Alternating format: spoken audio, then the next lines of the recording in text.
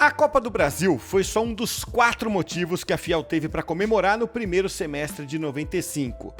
Antes de entender como é que o Corinthians ganhou a Copa do Brasil, vale a pena entender como é que ele conseguiu se classificar para esse campeonato.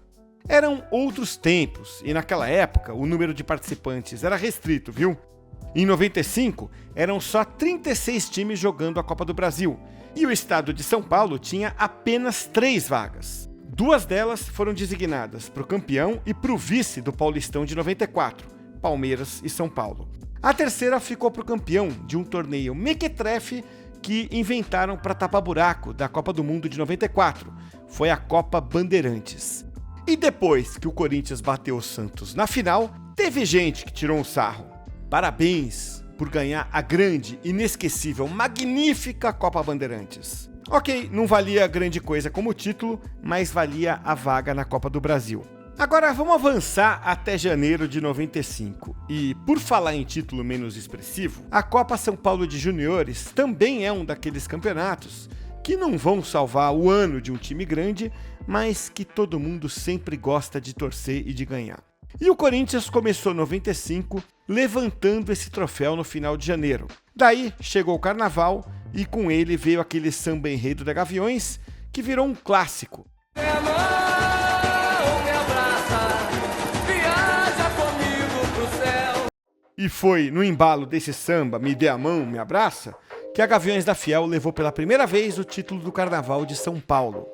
Já eram 2 comemorações em apenas 2 meses de um ano que começou quente. A Fiel não sabia direito o que esperar do time principal.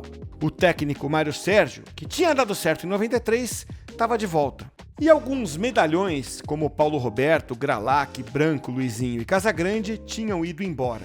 Na Copa do Brasil, o Corinthians estreou na fase de 16avos de final contra o Operário de Várzea Grande em Mato Grosso, 1-1 em Cuiabá.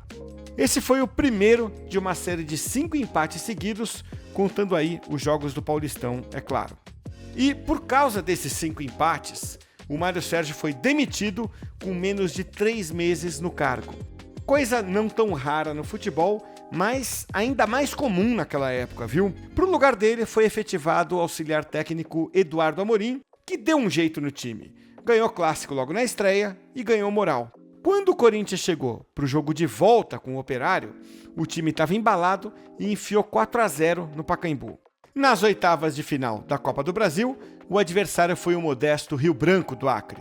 E uma classificação tranquila, 3-0 para o Corinthians em Rio Branco, 2-0 no Pacaembu e a gente estava assim nas quartas de final. Daí veio o Paraná Clube, campeão paranaense. Era um time mediano, mas difícil. Primeiro jogo, 0-0 em Curitiba, na volta 2-1 no Pacaembu e assim o Corinthians chega à semifinal.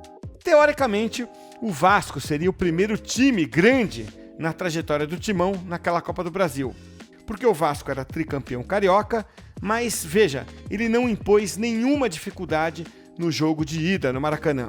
O Corinthians ganhou por 1-0 e na volta no Pacaembu, 5-0.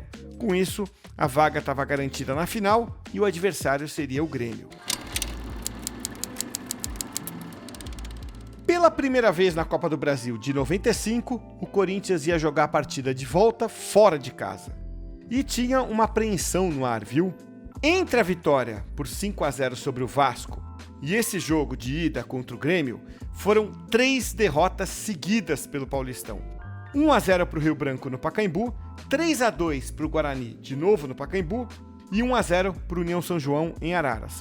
Ok, essas derrotas vieram quando o time podia perder no Paulistão, porque já estava classificado. Mas não tem jeito, metade da Fiel disse, pô, ferrou. Só que Corinthians em final no Pacaembu é outra história. Pro Guarani.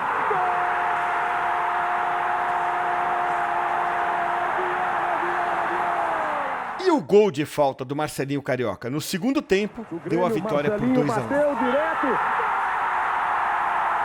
16 minutos, réplica de anjo.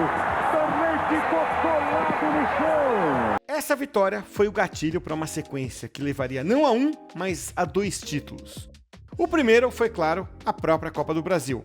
No jogo de volta em Porto Alegre, um empate bastava. E aí o Corinthians entrou em campo com Ronaldo no gol, André Santos, que tinha sido revelado na Copinha, Célio Silva, Henrique e Silvinho, também vindo da base, Bernardo, Zé Elias, Marcelinho Carioca e Souza, no ataque Marques e Viola, o técnico era o Eduardo Amorim.